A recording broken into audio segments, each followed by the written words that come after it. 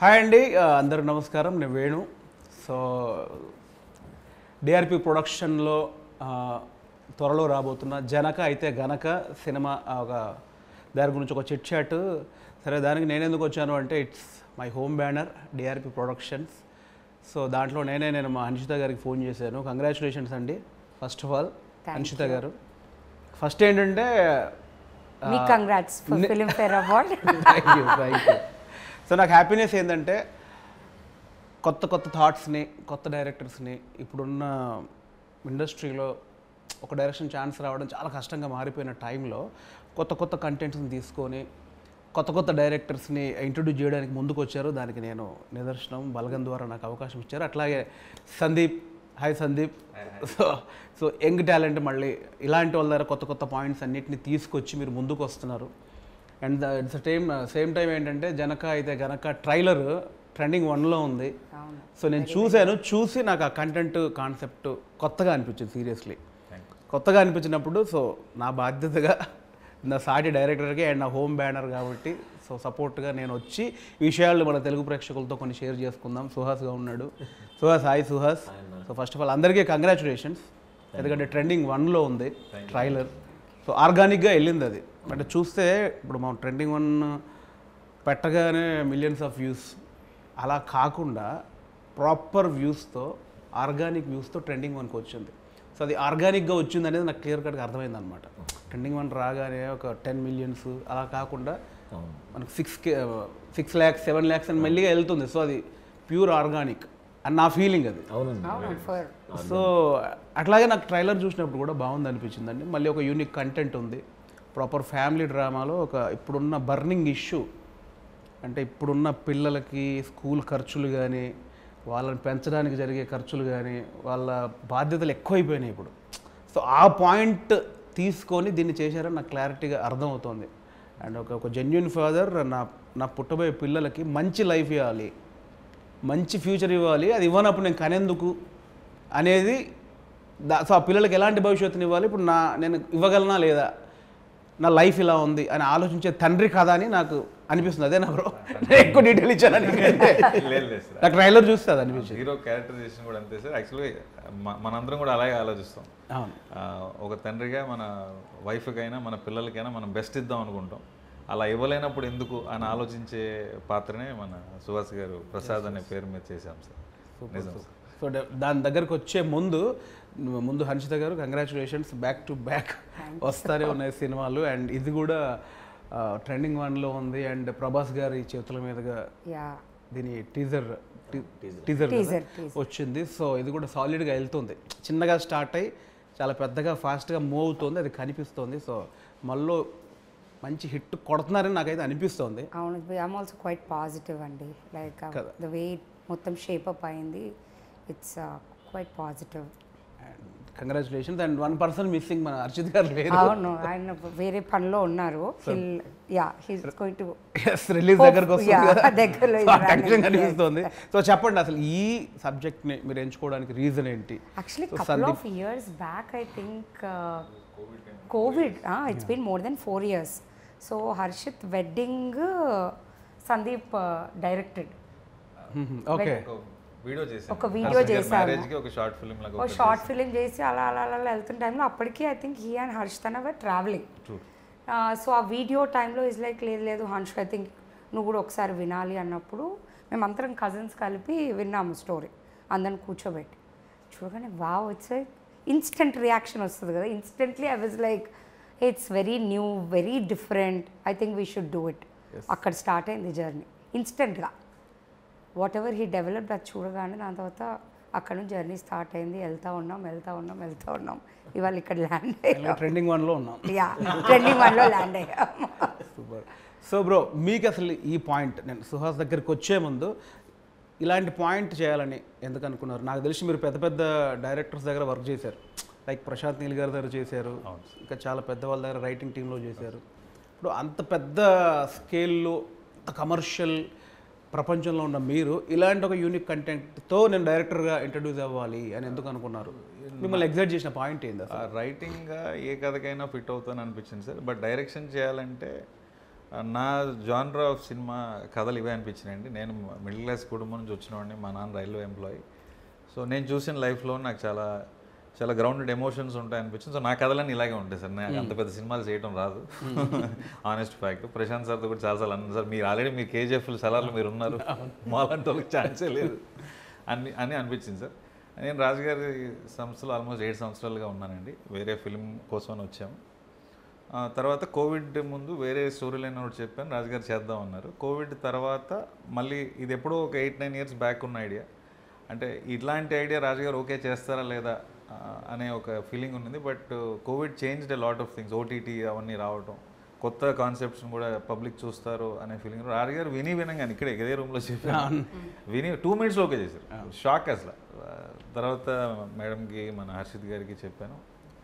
So యునానిమస్గా అందరూ very positive response ఇచ్చి start చేశారు. Definitely burning point. 2-3 మీటింగ్స్ అనేవి లేవు ఈ స్టోరీకి. ఎవరికి చెప్పినా ఇన్స్టెంట్గా అరే భలే కొత్తగా ఉంది. So instant feeling was that. Actually burning point అది. యాక్చువల్గా ఉన్న దాంట్లో బర్నింగ్ పాయింట్ అది. అందరికీ రిలేటబుల్ అయ్యే కథ అండ్ సమస్య కూడా అదే.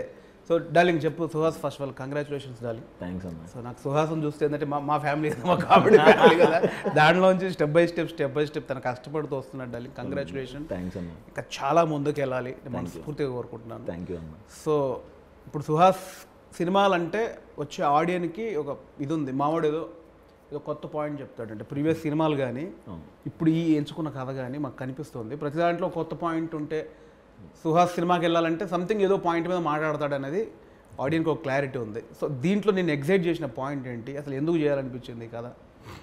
చెప్పిన వెంటనే ఆవిడ చెప్పినట్టు ఇన్స్టెంట్ రియాక్షన్ అన్న. ఆయన నరేషన్ చెప్పడం స్టార్ట్ చేసిన 10-15 minutes నుంచి నేను నవ్వుతానే ఉన్నాను.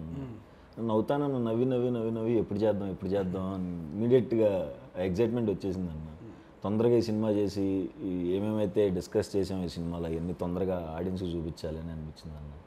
అంటే ఆ మిడిల్ క్లాస్ ఎమోషన్ కానీ, ఫాదర్కి సన్కి మధ్యన ఉన్న రిలేషన్ కానీ, అండ్ వైఫ్ క్యారెక్టర్ నేను బాగా పర్సనల్గా బాగా కనెక్ట్ అయ్యాను. చాలా మంచి సీన్స్ ఉంటాయి నాకు వైఫ్కి, సంకీర్తన తనతో. అండ్ కోర్ట్ ఎపిసోడ్ చాలా హిలేరియస్గా ఉంటుంది అన్న. Rajendra Prasad sir court episode ఆ ఇష్యూ సీరియస్గా ఉండదు. అంటే దీనిలో ఒక ట్రైలర్లో నాకు అబ్జర్వ్ చేసిందంటే ఒక థింగ్ మీద, ఏదైతే కండోమ్ మీద కేసు వేయొచ్చు అనే ఒక పాయింట్ నాకు కనిపించింది. అదేనా? అవును సార్. దాని మీద డిస్కస్ జరుగుతుంది. అది సీరియస్గా ఉండబోతుందా, కామెడీగా ఉండబోతుందా? రిలవెంట్గా ఉంటుందని చెప్పచ్చు సార్. వెరీ హిలేరియస్గానే చెప్తూ ఈ ఇష్యూకు సంబంధించిన ఎన్ని ఎమోషన్స్ తగిలితే ప్రతి ఎమోషన్ టచ్ అవుతుందండి. ఫ్యామిలీ అందరూ కలిసి కూర్చొని చూడాల్సిన మూమెంట్స్ ఉంటాయి. అందరూ కలిసి నిజంగానే చూడాలి. మన పేరెంట్స్ జనరేషన్కి ఉన్న మైండ్ సెట్ ఏంటి, మనం ఉన్న మైండ్ సెట్ ఏంటి, నెక్స్ట్ జనరేషన్ కూడా ఖచ్చితంగా చూసి ఎంజాయ్ చేస్తారు అనుకుంటున్నాను. అవును, డెఫినెట్. అంటే నేను బాగా రిలేట్ ఎందుకంటే నాకు 2 పిల్లలు. మొన్న పాప నాకు ఎప్పటి నుంచే భయం వేస్తుంది. అంటే ఇప్పుడున్న ఈ స్కూల్స్, ఈ గోల, ఈ ఖర్చులు, ఈ మెడికల్ థింగ్స్, ఇవన్నిటిని చూసి ఏంటి అసలు ఇప్పుడు ఆ బయట ఉన్న పొల్యూషన్కి వీటన్నిటి నుంచి కాపాడి వీళ్ళకి బెస్ట్ లైఫ్ మా టైంలో ఏదో జరిగిపోయింది, ఇప్పుడు వీళ్ళకి ఎట్లా ఇవ్వగలం అనేది డెఫినెట్లీ ప్రతి ఇప్పుడున్న మిడిల్ క్లాస్ ఇంటి సమస్య అండి. మిడిల్ క్లాస్ ప్రతి ఇంటి సమస్య పిల్లలకి ఏంటి ఫ్యూచర్ని ఇవ్వాలని. సో ఇందులో ఇంకోటి ఏంటంటే ఇప్పుడు ఒక మంచి ఇష్యూ మీద వెళ్తోంది. చాలా మిడిల్ క్లాస్లో ఉండే ఒక బామ్మ, తండ్రి కొడుకులకు మధ్యలో ఉండే గొడవ, కొడుకుని వెనకేసుకొచ్చే తల్లి, ఆ చిన్న చిన్న ఇళ్ళల్లో మిడిల్ క్లాస్ హస్బెండ్ భార్యకు మధ్యలో ఉన్న రొమాన్స్, ఇవన్నీ ఎట్లా డిజైన్ చేశారు మీరు? అంటే మీకు లైఫ్ ఎక్స్పీరియన్స్లో ఉన్నాయా, లేక అంటే ప్యూర్గా కనిపిస్తుంది ఒక బామ్మ ఒక నాన్న వాళ్ళిద్దరి మధ్యలో టామ్ అండ్ జెర్రీ గొడవలు? మనం చూసినవే సార్. మనకి అందరికీ మనం అందరం కామన్. సమ్మర్ వెకేషన్కి అంటే నాయనమ్మ ఇంటికో అమ్మమ్మ ఇంటికి వెళ్ళేవాళ్ళం. అక్కడ అందరం కజిన్స్ కలిసేది, నాయనమ్మని ఆటపట్టించేది, బాబాయిల దగ్గర మామయ్య దగ్గర దెబ్బలు తినేది. సో ఈ ఎమోషన్సే అన్నీ చూస్తున్నాం కాబట్టి మోస్ట్లీ అదే రాశాను. కొత్తగా క్రియేట్ చేసింది అని అయితే నేను అనుకోను సార్. మనం చూసినవే మన పక్కింట్లో జరుగుతున్నట్టుగానే డీల్ చేశాను సార్. సో ఎట్లా ఎంజాయ్ చేశారంటే కాస్టింగ్ అయితే చాలా చాలా బాగుంది. ఫస్ట్ ఆఫ్ ఆల్ గోకరాజ్ గారు ఫాదర్గా ఆ కెమిస్ట్రీ భలే వర్కౌట్ అయిందని కనిపిస్తోంది. బామ్మ ట్రాక్ సాలిడ్గా కనిపిస్తోంది. అండ్ కిషోర్, వెన్నెల కిషోర్ సాలిడ్గా టైమింగ్ తెలిసిపోతుంది. ఎట్లా ఎంజాయ్ చేశారు మీరు అసలు? అండ్ ఇప్పుడు అదే ఫస్ట్ డైరెక్టర్గా ఇప్పుడు కిషోర్ ఉన్నాడు, చాలా పెద్ద సూపర్ స్టార్ యాక్టర్ ఆయన. గోకరాజ్ గారు పెద్ద యాక్టరు, రాజేంద్ర ప్రసాద్ గారు మురళీ శర్మ గారు, మురళీ శర్మ గారు, ప్రభాస్ గారు, వెంకటేశ్వర్ గారు, వీళ్ళందరూ ఎట్లా డీల్ చేసావు బ్రో అదే డెబ్యూ డైరెక్టర్గా పెద్ద నాకు అది డౌట్ ఫస్ట్ అసలు దానికంటే ఒక స్టెప్ ముందు వెళ్తే నేను ఏ క్యారెక్టర్కి ఏ యాక్టర్ కావాలనుకున్నానో మా ప్రొడ్యూసర్స్ మన హర్షిత్ గారు కానీ మా రాజు గారు కానీ ఎవరు కావాలంటే వాళ్ళని ఇచ్చారండి. పలానా వాళ్ళు కావాలి అంటే ఇంక డిస్కషన్ లేదు, వాళ్ళనే ఇచ్చారు. తర్వాత నాకేంటంటే ఏదో ఫిల్మ్ఫేర్ ఈవెంట్కి వెళ్తే పెద్ద పెద్ద స్టార్స్తో మనం కూర్చొని చూస్తాం కదా, అంతే సార్ నా ఎక్స్పీరియన్స్, అందుకంటే లేదు. రాజేంద్ర ప్రసాద్ గారు ఇంకా నాకు చాలా ఫేవరెట్ యాక్టర్ ఆయన. నేను చాలా తక్కువ సినిమాలు చూసినా ఆయన సినిమాలు ఎక్కువ జంధ్యాల గారి కాంబినేషన్ చూశాను. సో ఆయన ఏంటంటే ఒక బుక్ లాగా నీకు పలానా ఎక్స్ప్రెషన్ కావాలా ఈ పేపర్లో తీసుకో, ఇది కావాలా ఇది పేపర్లో తీసుకో, ఆ టైపు. కిషోర్ గారు అయితే మనం ఒక సీన్ ఇది అని చెప్తే దాన్ని ఇంప్రూవైజ్ చేసి ఇంకా బెటర్ చేసేవారు. కిషోర్ గారు ప్రభాస్ గారి కాంబినేషన్ అయితే అవుట్ స్టాండింగ్గా వర్కౌట్ అయింది, అవుతుంది అని నమ్ముతున్నాను సార్. మురళీ శర్మ గారు ప్రెసెన్స్ ఎక్స్ట్రాడినరీగా వచ్చింది. నాకైతే ప్రతి ఆర్టిస్ట్ ప్రతి టెక్నీషియన్. నాకు కూడా స్టార్టింగ్లో సినిమా స్టార్ట్ అయ్యేటప్పుడు పాయింట్ తెలుసు, నేను అడిగే ఏదైనా ఉంటే చూడడానికి నాకు ఎందుకే లేదు అంటే వాళ్ళు నేను ఫిట్ అవ్వనా చేయలేనా లేదు సార్, అదే ఒకే కంపౌండ్లో ఉండి మనం అంతకో నువ్వు కూడా ఇవ్వకపోతే ఎందుకు అది చెప్పండి. లేదు సార్, మిమ్మల్ని డైరెక్టర్ లాగే వద్దు అలా చూడొద్దు.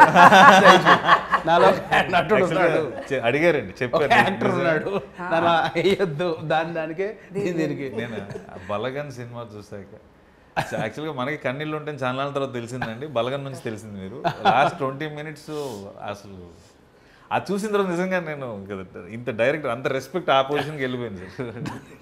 అది ఉంచుకొని ఈ యాంగిల్ కూడా ఓపెన్ చేయండి. I'm lucky sir.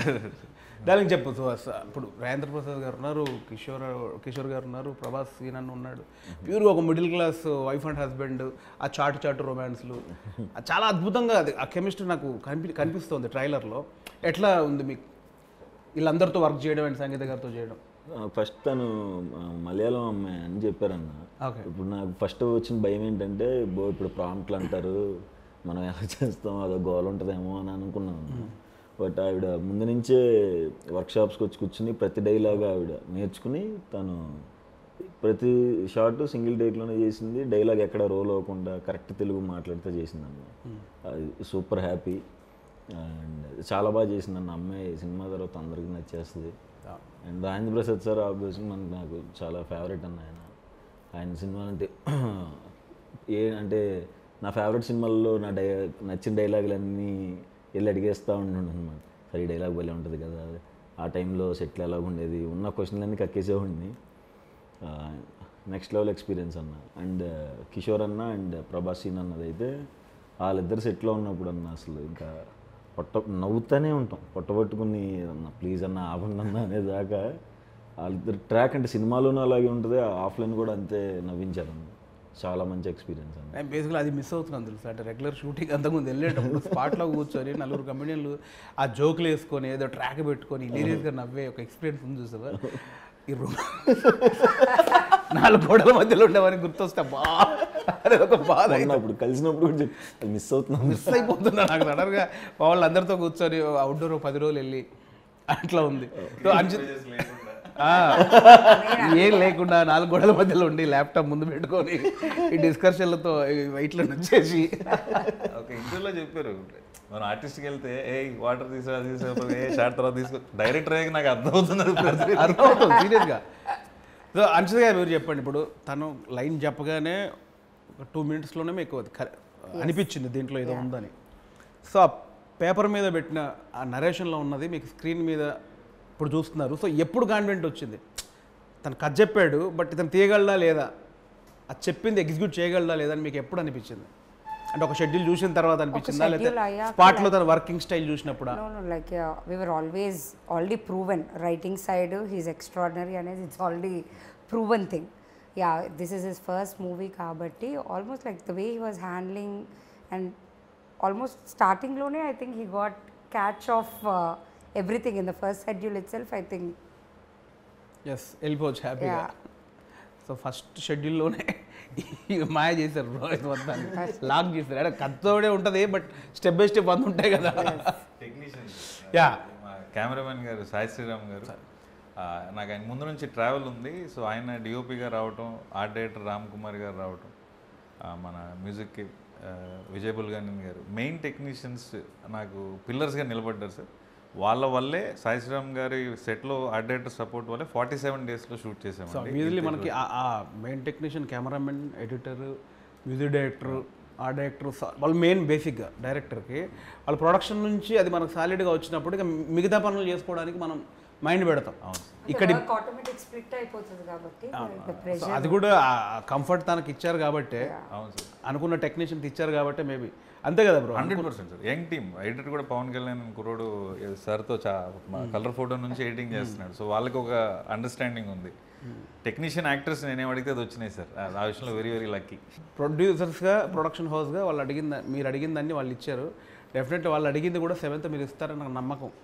అంటే రెగ్యులర్ ఇంటర్వ్యూలో మామూలుగా అనేయచ్చు నాకు నమ్మకం ఉందని. బట్ ఇంకొక దానికి అడిషన్ నమ్మకం ఎందుకు కలిగిందంటే కంప్లీట్ ఒక డిస్ట్రిబ్యూషన్, ఓవర్సీస్ డిస్ట్రిబ్యూషన్ మొత్తం సుహాస్ తీసుకున్నాడని తెలిసిందే. సో అంటే అక్కడే అర్థమైపోతుంది సినిమా మీద ఎంత నమ్మకం ఉంటే తప్ప ఓవర్సీస్ మొత్తం డిస్ట్రిబ్యూషన్ తీసుకునే సాహసం చేయరు కదా బేసిక్గా. సో అది చేశాడు కాబట్టి అది ఇవ్వబోతున్నారు. సినిమా కాన్ఫిడెన్స్ చాలా ఉంది నీకు సినిమా మీద, అందుకే తీసుకున్నావు. ఏంది నీకు అసలు డిస్ట్రిబ్యూషన్ తీసుకోవాలని ఎందుకు అనిపించింది? సినిమా చేస్తున్నప్పటి నుంచే అదిరిపోయింది. ఓవర్సీస్ తీసుకోవాలనే ఇప్పటి నుంచి ఉండేదన్న నాకు. అయితే ఏ సినిమాకి తీసుకోవాలి అన్నది ఒక ఆలోచన ఉంది. కాకపోతే ఇదేమో direct Dil Raju sir cinema. మనం అసలు అడిగితే వీళ్ళు ఏమనుకుంటారో, ఏమంటారు, ఇలా తిరిగి చూస్తారా, ఏంటి పరిస్థితి అని ఫస్ట్ మెల్లగా మా డైరెక్టర్ని అడిగా, సార్ కొంచెం మాట్లాడండి అంటే ఆయన దిల్ రాజు సార్తో మాట్లాడారు. తర్వాత వెళ్ళి కలిసినప్పుడు ఇట్లా డిస్ట్రిబ్యూట్ చేస్తాను సార్ అన్న. ఓకే అన్నారు. అంత ఈజీగా అయిపోద్ది అని కూడా నేను అనుకోలేదన్నా. ఓకే షూర్ కదా అన్న. షూర్ సార్ అని అలా వచ్చిందన్న. చాలా హ్యాపీ. అది వస్తుందో రాదని భయపడ్డాను. అండ్ ఈ స్టేజ్లో నేను డిస్ట్రిబ్యూషన్కి దిగాను అంటే, అంత డేర్ స్టెప్ వేసాను అంటే సినిమా చూశానన్న. ఆ కాన్ఫిడెన్స్తోనే తీసుకున్నాను. కాన్ఫిడెన్స్ లేకపోతే ఎట్లా తీసుకోవడం కష్టం కదా. సూపర్. అండ్ ఇప్పుడు టెక్నీషియన్స్కి వస్తే విజయ్ బుల్గని గారు ఆయన బేబీతో ఫెంటాస్టిక్ సాంగ్స్ ఇచ్చారు. అండ్ ఈ సినిమాలో కూడా ఒక సాంగ్ మిలియన్స్ దాటింది అనుకుంటున్నా, నాకు తెలిసి మిలియన్స్లో ఉంది ఒక సాంగ్. అది కూడా ఆ సాంగ్ కాన్సెప్ట్ కూడా వైఫ్స్ మీద ఎంతసేపు ఇది నన్ను టార్చర్ పెడుతుందనో, లేకపోతే బిఫోర్ మ్యారేజ్ లవ్లో ఉన్నప్పుడు ప్రేమించి ఇలాంటిది ఒకటి వచ్చింది. నా ఫేవరెట్ వైఫ్ అని ఒక సాంగ్ ఏదో ఉంది, బాగుంది, గమ్మత్తుగా అనిపించింది నాకు. ఇది నా ఫేవరెట్ వైఫ్ అని ఉంది. ఎందుకు అట్లాంటి ఒక డిఫరెంట్ థాట్ ఎందుకు? అంటే మీ వైఫ్ని మీరు అంటే మీ పర్సనల్ ఏమన్నా ఉందా? 100% ఉంది సార్.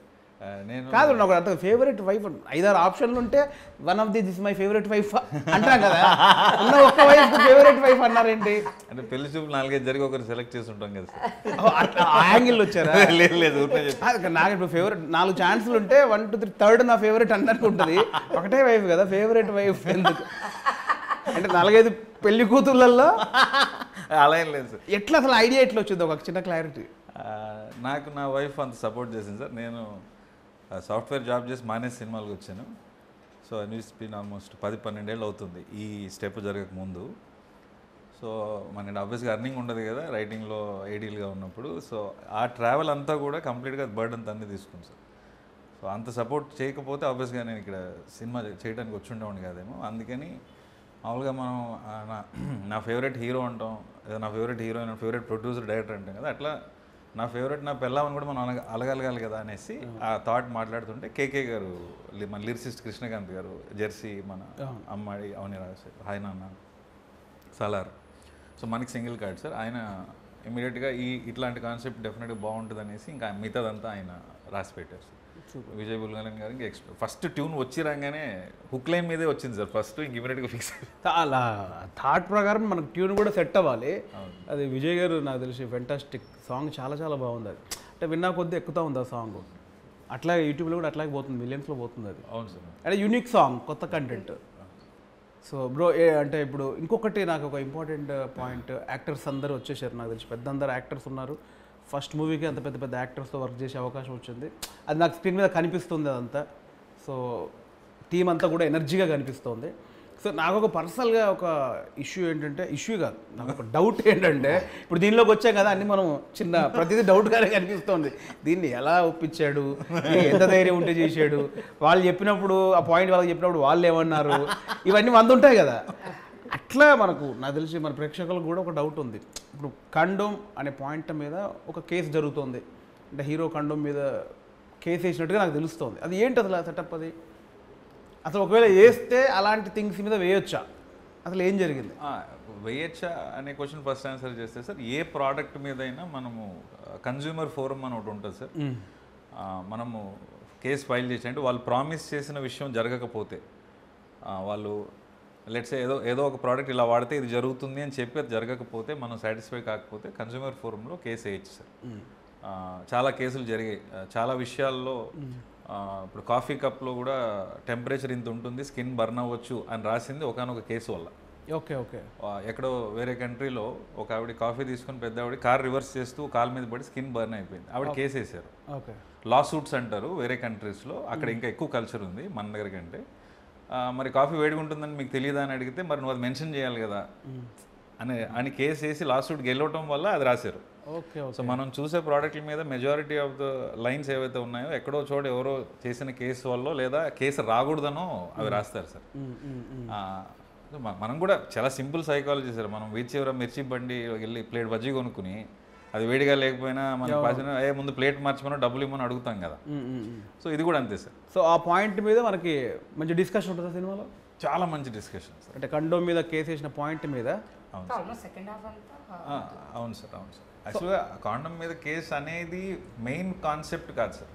ఎందుకు వాడు కేసు దాకా వెళ్ళాడు, వాడికున్న ఇష్యూ ఏంటి అనేది main cinema sir. Okay okay. మీకు ఎలా అనిపించిందండి? ఇప్పుడు బేసిక్గా ఫ్యామిలీ మొత్తం, అంటే బామ్మ ఉంది, తండ్రి కొడుకులు, beautiful middle class wife and husband, దీంట్లో ఈ ఇష్యూ పెడితే మళ్ళీ ఫ్యామిలీ ఏదైతే డిస్టర్బ్ అయిపోతారా, వాళ్ళు తీసుకుంటారా లేదా అని మీకు నమ్మకం ఎక్కడ కలిగింది అసలు? అంటే అదే నాకు అనిపించిన డిఫరెంట్ పాయింటే అది. సో ఒక సో అండ్ సో ప్లానింగ్లో ఉండే ఒక మిడిల్ క్లాస్ అబ్బాయికి వాడు అన్నీ ప్లాన్గా చేసుకుంటారు, ఈ మంత్ ఇది చేయాలి అది చేయాలి, అలా ప్లాన్ చేసుకునేవాడు సడన్గా అన్ఎక్స్పెక్టెడ్లీ ఒక బేబీ వస్తే ఎంత బర్డెనో ఆర్ ఎంత responsibility in today's life. So దానికోసం హీస్ ఫైటింగ్. ఓకే. నాకు నచ్చింది ఆ పాయింట్ యాక్చువల్లీ. నీకు ఎలా అనిపించింది సుహాస్? అంటే సెకండ్ హాఫ్లో మేజర్గా వచ్చేది అది, మేజర్ సెటప్ అవుతుంది కదా ఒక కండోమ్ మీద కేసు అనేది. ఇది రీచ్ అవుద్ది, ఇది ఇప్పుడు నన్ను అభిమానించే ప్రేక్షకులు ఇది కనెక్ట్ అవుద్ది అని ఎక్కడ నీకు అది పాయింట్ ఎగ్జైట్ అయింది? అంటే నాకు ఇది మనం ఎక్కడ ఆ పదం వాడలేదన్న సినిమాలో, ప్రొడక్ట్ అనేవి మాట్లాడుతున్నాం. What ever it is, product చూపిస్తే తెలిసిపోద్ది కదా. అదే అంటే ఆ పదం ఎక్కువసార్లు రాకుండా ప్రొడక్ట్ అని అనుకుంటా కొన్నిసార్లు వచ్చింది, కానీ అదేం బ్రెయిన్లో ఉండదన్న చూసేవాళ్ళకి, అంత వేరే ఎమోషన్ మీద వెళ్ళిపోతాం. అంతే అంతే. ప్రొడక్ట్ అనుకున్నా దానివల్ల వచ్చే జెన్యూన్ విషయాలు మాట్లాడుతూ ఉన్నా. సినిమా అయిపోయేపటికి స్మాలర్ పిక్చర్, ఇందులో bigger picture is the family and అది మీరు ఏదైతే బర్నింగ్ ఇష్యూ అంటున్నారో అది మెయిన్ పాయింట్. అది మాట్లాడడానికి మన రైటింగ్ భాషలో ఏదో క్యాటలిస్ట్ అని ఏదో అంటూ ఉంటారు కదా, అట్లాంటి అంశం ఇది సార్. ఓకే. సో ప్రతి ఇంటిలో జరిగే డిస్కషనే ఎవరికి తెలియదు కదా. ఇవాళ జనరేషన్లో కాండమో లేకపోతే సేఫ్టీ అనేది పెద్ద మ్యాటరే కాదు, బట్ స్కూల్ టెక్స్ట్ బుక్స్లో కూడా అవేర్నెస్ కింద చెప్తున్నారు. సో అసలు అది ఇవాళ మైండ్ సెట్ కాదు, అసలు పెద్ద ఇష్యూ కూడా సార్. మనం జీరో వల్గారిటీ సినిమా మొత్తం. నేను అందుకే చాలా కాన్ఫిడెంట్గా పేరెంట్స్ మన పెళ్ళిడికి వచ్చిన పిల్లలు వాళ్ళ పిల్లలు కూడా కలిసి చూడగలిగిన సినిమా అని ఆనెస్ట్గా ధైర్యంగా చెప్తాను. అది డెఫినెట్లీ ప్రజలకి సబ్జెక్ట్ మీద ఇంకా అవగాహన పెరగాలి. రీసెంట్లీ ఓ మై గాడ్ 2లో కూడా అవును సార్, రైట్, సెక్స్ ఎడ్యుకేషన్ అనేది పిల్లలకి ఒక చిన్న స్థాయి నుంచే చెప్తే వాళ్ళకు క్లారిటీ ఉంటుంది. చాలా ఇంపార్టెంట్ ఇష్యూ అది. అంటే ఆ ప్రోడక్ట్ని ఏదో ఇంకో రకంగా అనుకుంటున్నారు, అది ఇప్పుడున్న జనరేషన్కి మనకి దాన్ని ఏమంటారు, ఆ ఎడ్యుకేషన్లో ఒక భాగం అవ్వాలి. దాని గురించి అందరికి తెలిస్తేనే కదా. నాకు ఒక చిన్న సోషల్ ఒక బాధ్యత, సామాజిక బాధ్యత కూడా ఇది 100%. నాకు అట్లా అనిపిస్తుంది బేసికలీ. అంటే మనకి నానమ్మల కాలం నుంచి అదేంటి చిచి అని అంటారు, ఆ చిచి కాదు ఇది ఇప్పుడున్న సొసైటీకి అది తెలియవలసిన విషయం. స్కూల్స్ దగ్గర నుంచి 3-4 years దగ్గర నుంచి like the awareness coming and మనం కూడా everybody possible we have to do our part చేయాలి. సో అది నాకు తెలిసి మంచి పాయింట్. నాకు అది పర్సనల్గా ఆ పాయింట్ చాలా మంచిదని నేను దాని గురించి అడిగాను బేసిక్గా. ఆ డీటెయిల్ ఆడియన్స్ కూడా తెలియాలని. నా పర్సనల్గా అది అవేర్నెస్ రావాలి అందరికీ. నిజం, చాలా very very honestly very good question. అది నిజం కూడా సార్. మనం కూడా అవేర్నెస్ అనే డైమెన్షన్తో పాటు we are actually discussing even bigger thing. అంతకంటే పెద్ద సమస్య మనదైతే పిల్లలు ఇవాళ రోజున ఉన్న ఖర్చులు కానీ, పెంచాలనుకుంటే వచ్చే భయాలు కానీ, అది కూడా డిస్కస్ చేస్తున్నాము. మన ఇంట్లో మనం ఎలా మాట్లాడుకుంటామో ఒక నాన్న కొడుకు అమ్మ కూతురు లాగా మాట్లాడుకున్నట్టే ఉంటుంది సార్ సినిమా అంతా కూడా. ముందు ఫస్ట్ ఆఫ్ ఆల్ మన బ్యానరే ఫ్యామిలీ బ్యానర్. ముందు సినిమా ఎక్కదు. ఇప్పుడు దిల్రాజు గారి సినిమా అంటే ఫ్యామిలీ సినిమాలకి ఒక బ్రాండ్ అది. అండ్ డిఆర్పి కూడా స్టార్ట్ అయింది. ఇప్పుడు మన ఫస్ట్ సినిమా బలగం మన దాంట్లో వచ్చింది, అది ఫ్యామిలీ. ఇది కూడా ఫ్యామిలీకి అవేర్నెస్తో పాటు మళ్ళీ ఆ కుటుంబ వాళ్ళ రిలేషన్స్, తండ్రి కొడుకుల రిలేషన్ కానీ, వైఫ్ అండ్ హస్బెండ్, బామ్మ, అవన్నీ ప్యూర్గా మళ్ళీ ప్యూర్ ఫ్యామిలీ సినిమా కనిపిస్తుంది. కొద్దిగా మీరు సెట్ చేసిన ప్రెషర్ అని చెప్పాలి. వీళ్ళిద్దరు కలిసి మనకి సెట్ చేసింది. ఇది బ్యానర్ ఫస్ట్ సినిమా బలగం చేశారండి. Out standing response. మనమే కానీ ఏడ్సాం కదా. నెక్స్ట్ మన సినిమా వస్తుంటే ఎలాంటి సినిమా రావాలి, మళ్ళీ మంచి సినిమా చేయలేదు సెట్ చేసి అనుభవిస్తున్నాను. అదంతా ఇక్కడ ఉండి అది అనుభవిస్తున్నా. ఇంత వైట్ ఉండేది కాదు బ్రో. చూడు ఇది వచ్చేసింది. మా అన్నయ్యకి విగ్ ఉంటుంది, విగ్ లా ఉంటుంది. ఆయన 55 ఏళ్ళు. నాకు పోయింది, సగం విగ్ పోయింది. చిన్న ప్లాట్ ఓపెన్ అయింది, చిన్నది 50 యాడ్స్. ఆ ప్రెషర్ ఉంది, లేదు మాకు సార్. అంత మంచి సినిమా ఫస్ట్ బ్యానర్ నుంచి వచ్చాక అది ఎంత రెస్పాన్సిబిలిటీ యాడ్ చేస్తుంది. ముందు రాజు గారు అంటేనే ఒక brand. Next DRP banner, young producers, next Jan producers కొత్త ఐడియాస్ తీసుకొని వస్తున్నారు. ఇంకొక 10 మంది డైరెక్టర్లు ధైర్యంగా వచ్చి మేము ఇక చెప్పచ్చు అనే సంస్థలాగా నిలబడాలని నేను తీసుకున్న రెస్పాన్సిబిలిటీ కూడా అనిపించింది సార్. అందుకే వెరీ వెరీ ఆనెస్ట్ ఫిలిం అని నేను డెఫినెట్లీ ట్రూ బ్రదర్. యాక్చువల్లీ ఇప్పుడు నేను మీకు నిజంగా థ్యాంక్స్ చెప్పేది ఏంటంటే, డిఆర్పి బ్యానర్ ద్వారా ఒక 4 వచ్చాం ఇప్పటికీ. ఒక యంగ్ డైరెక్టర్స్, ఒక కొత్త పాయింట్. వాళ్ళని ఈ కొత్త పాయింట్లు తీసుకోవడానికి కూడా వెల్కమ్ చెప్పే పరిస్థితిలో లేనప్పుడు ఒక బ్యానర్, ఒక కొత్త పాయింట్ ఉంటే ఆ బ్యానర్ వెల్కమ్ ఉంది, కొత్త వాళ్ళకి అక్కడ అవకాశం ఇస్తున్నారు అనేది ప్రూవ్ అయింది. ఇప్పుడు నాతో అయింది, ఇప్పుడు సందీప్ గారి ద్వారా అయింది, ఇంకా 2 సినిమాలు మనవి వస్తున్నాయి, లవ్ మీ ద్వారా అయింది. సో చాలామంది యంగ్ డైరెక్టర్స్ మన బ్యానర్ నుంచి రావాలని మనస్ఫూర్తిగా కోరుకుంటున్నాను. నేను ఇంకా ఇలాంటి యంగ్ డైరెక్టర్స్ చాలామంది ఎంకరేజ్ చేయాలి. వాళ్ళందరికీ ఒక డిఆర్పి అలా అభయాస్తల్లా కనిపించాలి. మేము కూడా అదే వెయిటింగ్. ఇంకా చాలా కొత్త పాయింట్స్ వినాలి, ఇంకా కొత్తగా ఎక్సైట్ అవ్వాలి. సో సుహాస్ ఓవరాల్గా అంటే ఇప్పుడు సుహాస్ ఫ్యాన్స్ ఏం ఎక్స్పెక్ట్ చేసి రావచ్చు జనక అయితే గనక? నాకు ఇంకోటి అనిపించింది, సారీ, ఇప్పుడు జనక అయితే గనక దాని గురించి మాట్లాడాలి ముందు. టైటిల్ నాకు ఫస్ట్ హర్షిత్ గారు చూపించినప్పుడే ముందు కన్ఫ్యూజ్ అయ్యారు 2 రోజులు. అంటే నాకు కొంచెం కథ తెలుసు కాబట్టి కథ క్యాప్ట్ బేసిక్గా నాకు పాయింట్ సెటప్ అంతా తెలుసు కాబట్టి జనక అయితే గనక నాకు తెలుసు. బట్ వినగానే కొంచెం జూలకటక చట్పట్లాగా ఉంది, అది విచిత్రంగా అనిపిస్తుంది.